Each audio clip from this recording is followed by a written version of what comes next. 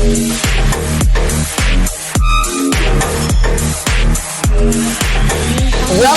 mesdames et messieurs, sur Women TV Talk Show, la télévision de la femme. Vous êtes sur votre plateau favori, Femmes d'Impact. Alors, comme d'habitude, je suis avec mon binôme que je ne vais plus présenter du tout. Je n'aime même plus déjà la présenter. Je ne sais même plus en fait comment elle s'appelle. Alors, je dis bonjour ou bonsoir à mon binôme. Coucou mon binôme. C'est le jour, c'est le soir. Faut te décider. Choisis pour toi. Coucou Jade, comment tu vas? Ça va super bien et toi? Ça va. Moi également, je vais super bien. D'autant plus que sur ce plateau aujourd'hui, on a un charmant monsieur. Attention, tu n'es pas célibataire. Oh ouais, je suis pas célibataire, mais il faut dire qu'habituellement, on a beaucoup plus des femmes. Ouais, c'est là, vrai. on a l'occasion d'avoir un monsieur, donc c'est quelque chose de spécial en même temps. Ah ouais. Alors, bonsoir à vous, monsieur Richelieu Fauting. Merci beaucoup. Un drôle de nom, D'ailleurs. Un nom recherché, j'ai envie de dire. Je suis très fier d'être sur le plateau, surtout avec vous. Vous êtes très charmante d'ailleurs, très belle. Merci. Et comme c'est la femme qui a l'honneur, je suis fier d'être là sur ce plateau Woman Talk Show Woman TV Talk Show. Woman TV Talk Show. Voilà, je suis très fier et je suis honoré d'être là. Vraiment, c'est bien ce que vous faites et je suis fier de vous. Nous vous remercions. Nous sommes également très ravis de vous avoir sur le plateau de Femmes d'Impact, vu que c'est le programme pour lequel vous êtes chez nous ce jour. Alors, ce jour, vous allez vous demander, mesdames et messieurs, mais qu'est-ce que ce type va... qu'est-ce que ces filles vont nous raconter encore ce jour avec ce type-là? Aurélie, tu leur dis? Donc aujourd'hui, dans le cadre de Woman TV Talk Show, on reçoit Monsieur Richelieu, on ne met pas Monsieur devant le prénom, donc on va dire Monsieur Richelieu Fauting, qui va nous parler de Miss GCR Pro. Après, on va lui laisser le soin d'expliquer c'est quoi GCR Pro. C'est même d'abord un nom bizarre. GCR Pro. C'est quoi GCR Pro? GCR Pro, c'est tout simplement Groupe Event Service et Riche Production. C'est une entité, une société de droit camerounais qui, en son sein, regroupe et la prestation, service et la production cinématographique. Donc, c'est une société qui a été mise sur pied par moi-même en 2018 et à l'époque, c'était Eventsal. C'est devenu tout simplement GCR Pro en ajoutant en son sein le cinéma qui est aussi une des missions de cette entreprise GCR Pro et tout récemment le centre de formation professionnelle. Wow. C'est événementiel. Vous êtes si jeune et vous avez déjà accompli tant de choses. Oui, félicitations. Merci beaucoup. Ça change de ceux qu'on voit là dans le quartier qui ne font rien de leur journée, qui ne cherchent même pas à faire quelque chose. Ouais, justement. Donc c'est événementiel, formation professionnelle, quoi d'autre? Cinéma, formation professionnelle et prestation de services. Alors, non, mais vous allez me permettre de vous couper, ça tombe, mais alors hyper bien. Voyez-vous, j'avais l'intention de me lancer dans une carrière cinématographique. Je ne sais pas si tu me vois dans la chose, tu me vois dedans. Hey, comment ça? Moi, je vois. Non, mais attends, monsieur le producteur a déjà validé, donc, ton avis là. Moi, je vois déjà. Ton avis là, ça m'importe. Alors, dites-nous. Le cinéma, c'est quelque chose de bien. On écrit l'histoire à travers le cinéma, c'est le 7e art. Voilà, donc, je pense que quand on est inspiré, on doit écrire des histoires, on doit les écrire en images parce que l'image nous parle. Donc, le cinéma, c'est quelque chose de puissant. Et après, à la base, je suis ingénieur énergétique.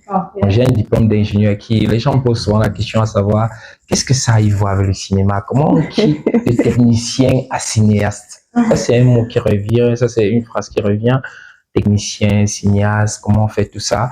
Mais tout part d'une passion parce que après, c'est bien de faire d'abord, de faire les études, d'avoir des diplômes, mais aussi, c'est aussi bien dans une carrière professionnelle d'être passionné par des choses qui t'animent au quotidien. On n'est pas statique, la vie est dynamique.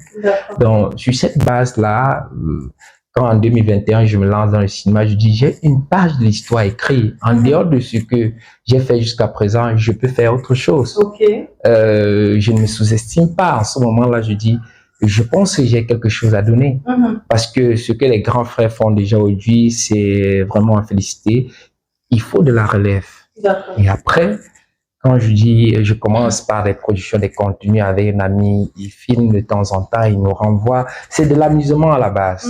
Mais après, on continue à faire et on sent qu'on a des choses à donner de plus en plus. Et très facilement, je dis, quand on aime quelque chose, on doit se former. Donc, je me fais former. À la base, c'était l'actorat. C'est très important, la formation continue. Oui, il faut qu'on le dise parce que beaucoup pensent aujourd'hui que oui, je fais une fois, deux fois, je suis déjà bon. Il faut vraiment pas penser ça. La formation est continuelle et perpétuelle. Donc, je commence par l'actorat. Mais l'envie d'être... Alors, Monsieur Footing, nous savons que vous avez beaucoup de choses à nous apprendre. Oui, je vais pas être long parce que s'il faut être long, c'est vraiment toute une histoire. Donc, je vais être quand même un peu plus court. Donc, quand je me mets à jouer, on dit, ah, c'est bien et tout ça. Donc, là où je me formais, je commence à jouer. Mais après, je vois des techniciens, ils prennent des images, je dis, mais waouh! Ce sont eux qui fabriquent finalement le film. Nous sommes là juste pour incarner un personnage. Mais après, pourquoi ne pas aller un peu plus loin? Et en ce moment-là, les gars me disent, pourquoi tu veux faire tout? Je dis que non, laissez, j'aimerais apprendre ce que vous faites derrière les caméras. Oui. Parce que j'avais une vision plus grande de ce que je voulais faire. Donc après, ils disent, OK, il faut venir faire aussi des cours de cadrage avec nous. Je me suis lancé sans hésiter. Et 6 mois après, je décide, étant déjà entrepreneur, d'ajouter à ce que je faisais la production cinématographique parce que j'avais eu des tutos, ils m'ont montré des choses sur le terrain. J'étais à peu près déjà quelqu'un qui pouvait débuter dans ce domaine. Et ça va très vite parce que je lance mon premier film en début 2022 et en mai, je projette mon film avec 400 personnes pour la première fois. Je dis waouh. C'était quoi déjà le titre? Cœur pont, ça veut dire pleurs des enfants. Cœur pont, c'est un film qui. C'est quelle langue ça? Le scénariste a donné le titre en langue bamoun pour exprimer l'originalité de ce film, quoi. C'est en langue bamoun. Cœur pont qui veut dire pleurs des enfants. Donc, c'est un film qui relatait l'histoire d'une femme, parce que moi, je défends la cause de la femme. En fait, elle souffre à l'université, mais après, vu les multiples situations, elle va finir par porter l'enfant de son enfant. D'accord. J'imagine un peu. Là, on est sur l'histoire de Gézère Pro. Oui. On revient sur l'histoire de Miss Gézère Pro. Alors là, on va attaquer l'aspect événementiel, si vous voulez bien. Oui. C'est quelque chose, moi, parfois, je me dis, qu'est-ce qui me prend souvent? Parce que quand je suis endormi, je ne dors pas. C'est quelque chose de spécial. C'est pas 500 idées par seconde. Peut-être 2000. 500, c'est petit parce que en un seul sein, quand on voit ce qu'on peut faire, on se dit, on a de la matière, on a à donner, donnons ce qu'on a et qu'on a reçu gratuitement aux autres. Ces idées-là, cette facilité de se mouvoir, être en mouvement tout le temps. Moi, je fais, par exemple, 20 heures sur 24 debout. Je travaille, je fais des conférences, je tiens des gens. Donc, cette ambition d'avoir à faire toujours des choses chaque jour me font dire, mais tiens, la femme aussi est à l'honneur. Et en plus, dans un centre de formation, il y a des femmes qui veulent s'affirmer, qui manquent des couloirs, on peut dire, au quartier pour s'affirmer. Pourquoi ne pas, au-delà de la formation professionnelle qu'elles ont déjà, ouvrir un chemin à la mode, qui est par exemple un concours de Miss, pour permettre à la femme de se défendre elle-même et de savoir qu'elle porte en elle un peu plus que ce qu'elle ne pense, parce qu'il y a ce problème-là qui revient souvent, la femme qui sous-estime, qui doute. Donc, il était question ici d'amener la femme, en dehors de la formation qu'elle fait déjà, de faire un concours de beauté pour se valoriser, parce que ça entre dans le cadre de la formation professionnelle, de l'insertion professionnelle. C'est le grand thème. Formation de la femme et son insertion socio-professionnelle. Alors, est-ce qu'il faut comprendre par là qu'au sortir de là, la Miss élue, la femme qui aura été couronnée recevra, tout du moins, peut-être de la part d'un partenaire, un poste quelque part? C'est aussi évident. D'ailleurs, c'est même pour ça que le concours a été initié. C'est pas, le concours n'a pas été initié pour juste faire un simple concours de beauté. Vraiment, il faut le dire ici. D'ailleurs, je discutais avec les filles, je réitérais une fois de plus. C'est un peu plus que ce que vous ne pensiez, parce que on se dit, on passe diverti, on s'amuse. En même temps, il faut faire la différence aussi, hein, avec tout ce qu'on voit d'ailleurs comme concours de beauté. Oui, c'est ça le problème, parce que les filles sont elles sont mitigées. Est-ce que ce concours, c'est pas comme les autres? Est-ce que je vais pas venir là, on me demande l'argent? Est-ce que on va pas me faire des pressions, de ceci, de cela? On sait que ça existe, mais par contre, comme vous avez demandé tout à l'heure, est-ce qu'il n'y aura pas un partenaire, il aura directement un emploi et tout? C'est ça le challenge de ce concours, permettre de faire en sorte que la femme soit insérée de façon spontanée après des formations, après des stages, que ça ne soit plus une histoire de viens on débute et tout, parce que parfois c'est difficile. Nous, les hommes, on peut dire, voilà, comme beaucoup le pensent, oui, on peut se débrouiller parfois, faire d'autres petits métiers et tout. Mais la femme, il y a cette sécurité-là qui entre en jeu. On sait depuis l'école les difficultés qu'elle engendre quand elle est à l'école, bien après dans l'insertion socio-professionnelle, qui est aussi un grand challenge pour elle. Donc, il est question ici qu'elles compétissent, mais au-delà de compétir, toutes les Miss seront primées d'une manière ou d'une autre. Ça veut dire il y aura, après ce concours, un forum qui va être tenu par une femme qui va encadrer les filles sur comment faire pour entreprendre ou s'insérer dans le monde professionnel avec tous les canaux qui existent. Ça ne sera plus une simple question de Miss. Je l'annonce officiellement. Hein. Je pense que je vais me présenter. Si c'est possible, hein, d'ailleurs. Ça, il n'y a pas de problème. Ben, voilà. Ok, ça ne sera plus qu'une question de Miss. Ça sera peut-être avec une suite, un emploi. Insertion socio-professionnelle, emploi. Quand on dit insertion professionnelle, effectivement, il y a ce côté employabilité de la femme. Elle doit être autonome parce que quelquefois, c'est quelque chose qu'il faut inculquer chez la femme. Il y a beaucoup qui pensent que après l'école, oui, on se marie, mais je répète ici que en dehors d'être une femme mariée, on est d'abord une personne qu'on a besoin de s'épanouir. Ça veut dire qu'on a besoin de ce travail. Qu'on soit marié, qu'on est marié, riche ou pas. Merci pour ces paroles. Et c'est quoi les critères justement de sélection pour les candidats? C'est très simple. Nous avons tablé pour cette édition les filles la jeune femme entre 16 et 30 ans. Parce qu'on sait que c'est la couche qui est la plus indécise, dont on a tenu compte de cette tranche d'âge, parce qu'un peu plus, il y a une certaine maturité, il y a une certaine stabilité, donc on a entre 16 et 30 ans, c'est un des critères. Par la suite, soit tu dois être une femme entreprenante, soit une femme étudiante ou scolarisée qui va venir défendre une thématique qui comporte le grand thème, quoi. Donc, c'est l'un des critères. Il faut être capable aussi de s'exprimer en moins de langues, que ce soit français et surtout la langue vernaculaire, parce qu'il faut aussi le retour aux sources prône cette façon de la femme aussi de savoir où elle vient. Oui, donc ce sont les critères les plus simples, pas plus que ça. Donc simplement pouvoir s'exprimer en moins de langues, être âgé entre 16 et 30 ans, être soit femme entrepreneur, soit étudiante, voilà, c'est ça les critères de sélection. Alors, parlant de ces critères, si vous permettez, moi je souhaiterais savoir, la jeune fille de 16 ans qui va participer, je dis n'importe quoi, le destin voudrait que ce soit elle qui soit élue Miss GCA Pro. Quelle est la récompense avec laquelle elle va s'en aller?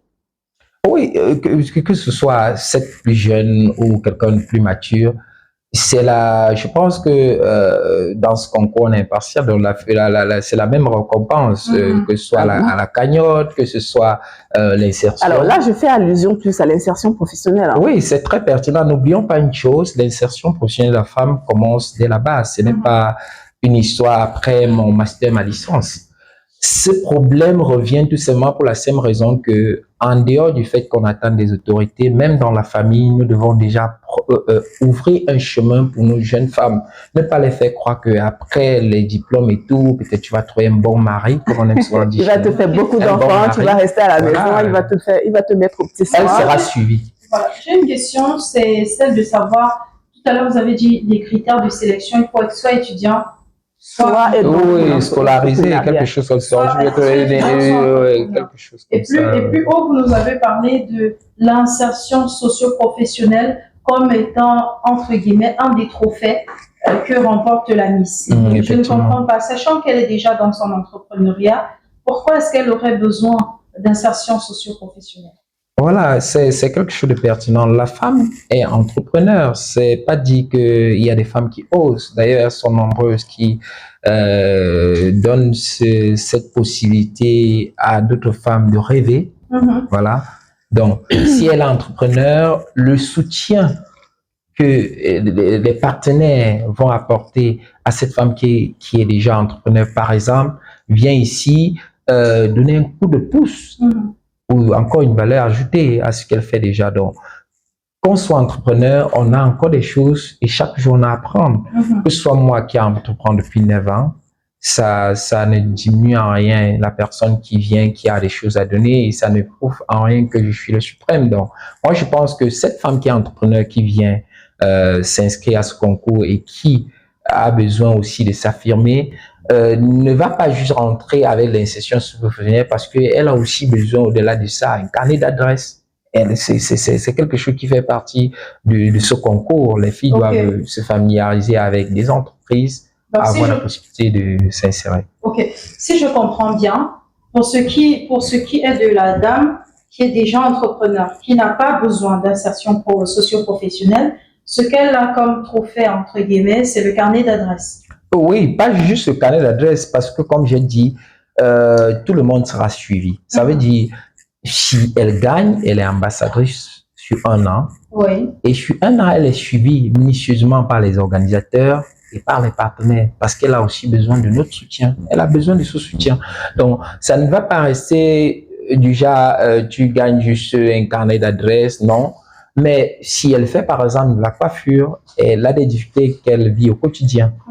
Elle souligne aux différents, aux organisateurs, aux partenaires, et on va travailler dessus. Ça veut dire que ce n'est pas un concours d'un trophée, on va se coucher et on oublie. On dit, ok, c'est bien.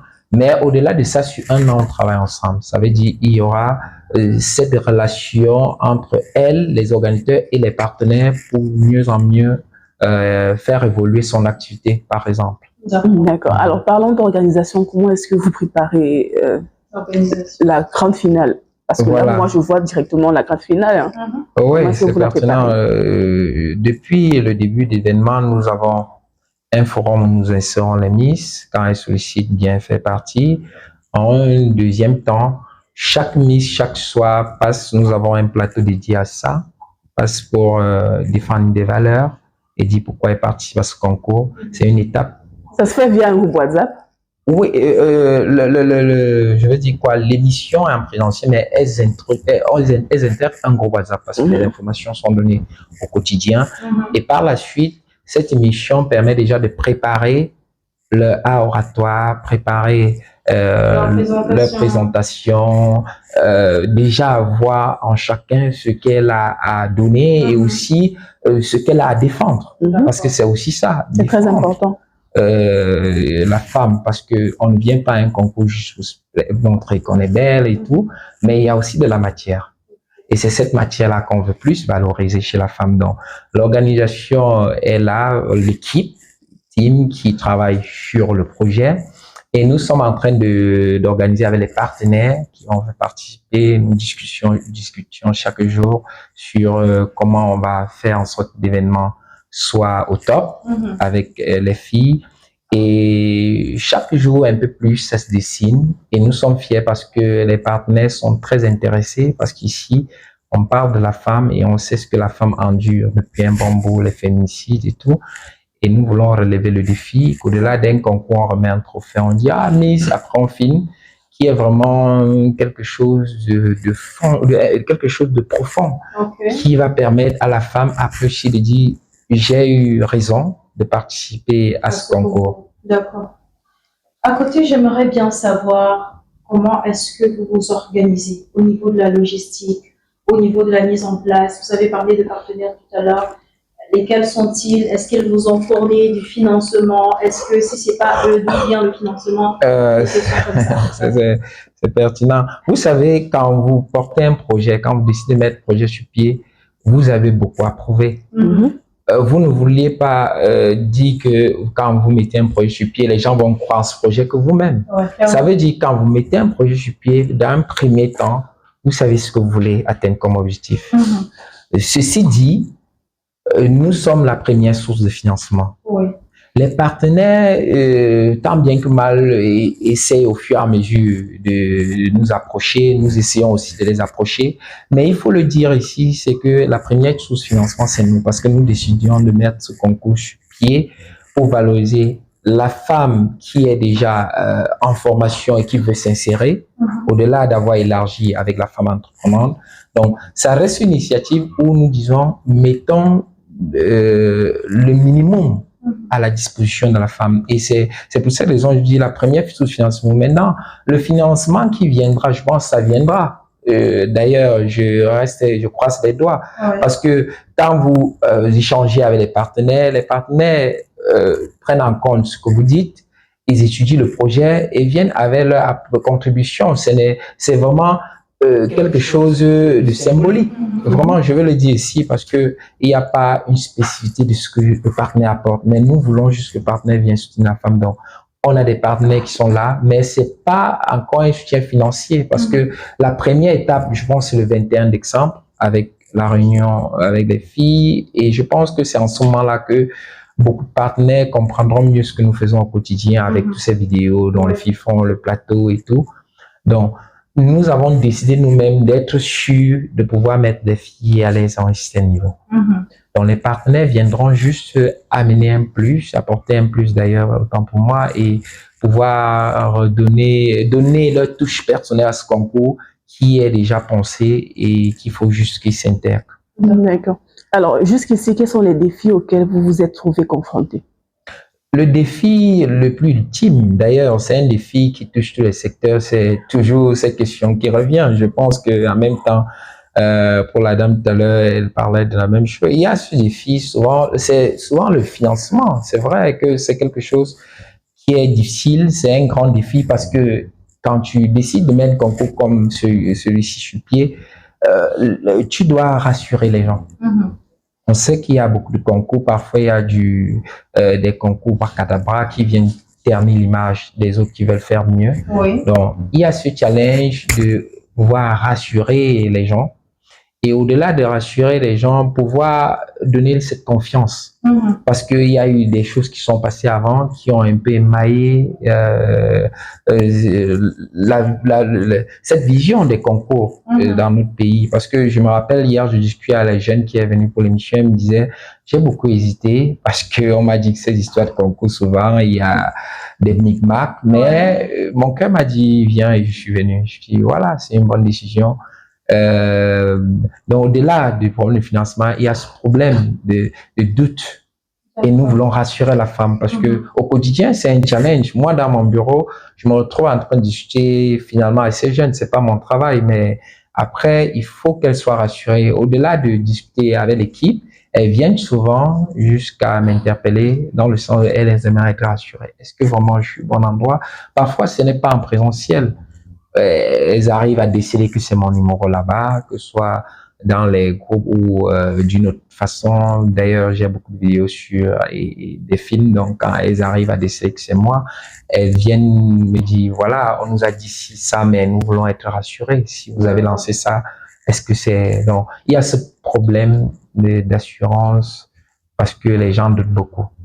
C'est un challenge pour nous. On va sortir sur cette dernière question, c'est celle de savoir... quel est le message que vous souhaitez adresser aux candidats qui vont participer à ce concours en particulier et à la jeune femme qui nous regarde en général? Très important, je vais vous adresser un message. Mon message est le suivant. Croyez en vous, vous avez assez à donner. La femme autant que l'homme a beaucoup à donner pour la construction de notre nation. Ne vous sous-estimez pas. Ne vous laissez pas emporter par des gens qui disent vous ne pouvez pas, n'entreprenez pas, c'est un risque, vous allez échouer. Lancez-vous. Faites ce que votre cœur désire. Ne vous dites jamais, on est assez incapable pour faire des choses. Vous avez du potentiel. La première des choses, c'est croire que Dieu vous a déjà tout donné et que vous avez aussi à donner. Les gens ne vont pas vous faire croire que non, si vous faites quelque chose, vous n'êtes pas sûr de ne pas tomber comme les autres. Croyez en vous. Et pour ce concours, venez sans doute. Vous avez en face de vous une équipe de bonne foi qui lance ce concours pour valoriser la femme. Parce que la femme aujourd'hui est marginalisée, la femme aujourd'hui est face à beaucoup d'obstacles et nous voulons que la femme se redonne elle-même De la valeur. Valeur-là qu'elle a perdue. Parce que sur le coup de certains maris, la femme s'est dit, peut-être je ne suis que résolue à un mariage et après je vais faire comment? Il faut qu'il n'y ait plus je vais faire comment dans votre vie. Vous avez de la valeur. Même si vous avez des enfants, vous êtes dans une famille monoparentale où vous donnez l'éducation, vous faites tout, dites-vous qu'il y a mieux encore à faire. Donc, valorisez-vous, croyez en vous en toutes circonstances, ne vous découragez pas. Merci pour beaucoup. Ce très beau message, hein, Monsieur Fotsi. Je ne saurais sortir d'ici sans poser la question suivante. Quelle est la cagnotte de la Miss? C'est très pertinent. La cagnotte de la Miss, actuellement, parce que ça va évoluer, est à 100 000 francs, plus d'autres nombreux lots qui sont déjà là, donnés par certains partenaires et découverts. D'accord. C'est pas rien, hein. 100 000 plus des lots, plus l'accompagnement sur un an, c'est beaucoup. On est arrivé au terme de cette production. On ne partira pas sans vous rappeler qu'en février, le 22 février pour être exact, la méga tombola, la méga conférence, j'ai voulu dire, se déroulera du côté de Bafoussam. Et le 2 mars, ça sera ici même à Douala, du côté de Vallée des Princes, Bessengue. Il s'agit d'une conférence au cours de laquelle on va édifier non seulement la jeune femme, mais tout le monde de façon générale, en ce qui concerne l'entrepreneuriat, l'intelligence financière, le marketing digital et tous ces points que vous aimeriez bien connaître. D'ailleurs, même, vous aurez aussi des personnes là-bas qui vont vous parler de comment vendre vos produits sur les réseaux sociaux, comment faire vos campagnes pour qu'elles soient pertinentes, pour qu'elles aient une bonne portée. Il y a tellement de choses qu'on vous apprendra là-bas. Mais à côté de ces choses-là, il y a la tombola. Il y aura un jeu concours qui vous donnera l'occasion de remporter des climatiseurs, des frigos, des écrans plats, des fers à repasser, ça dépendra vraiment. Ça, c'était pour ce qui est de la méga conférence tour. Et on revient sur notre plateau pour vous rappeler que ce plateau nous est offert par les résidences Boss Life. Et parlant des résidences Boss Life, on parle d'appartements luxueux à des prix relativement bas. Vous aurez la vidéo tout à l'heure pour illustrer mes propos et vous verrez que je ne dis pas n'importe quoi. C'est des appartements au standing à des prix de rien du tout, pour le dire simplement. Abonnez-vous, likez, partagez, activez la cloche de notification et on remercie. Je peux donner la localisation aussi. Évidemment, on allait au Donc, nous sommes situés à Douala, à côté du campus B de ESG, dans 130 beaucoup, c'est très proche et nous sommes dans une zone estudiantine. Vous êtes juste à ESG au campus B, vous verrez facilement l'immeuble aux 3 drapeaux en couleur jaune. Nous sommes au premier niveau et nous répondons au 6 92 01 26. Je répète, 6 92 01 26. Et tous les partenaires qui veulent nous rejoindre pour ce concours, vous êtes attendus. N'hésitez pas. Nos pages sociaux sont JC Pro partout. Vous allez nous retrouver. Et si vous avez besoin d'ampliation pour savoir de quoi il est question, appelez juste, venez sur place à la base ou écrivez sur l'un de nos réseaux sociaux, nous répondrons. Merci. Merci à vous, Monsieur Fotsi Richelieu. Bienvenue, Richelieu, c'est très original. Je suis honoré. On se dit à la prochaine, cher binôme. À la prochaine. Ciao.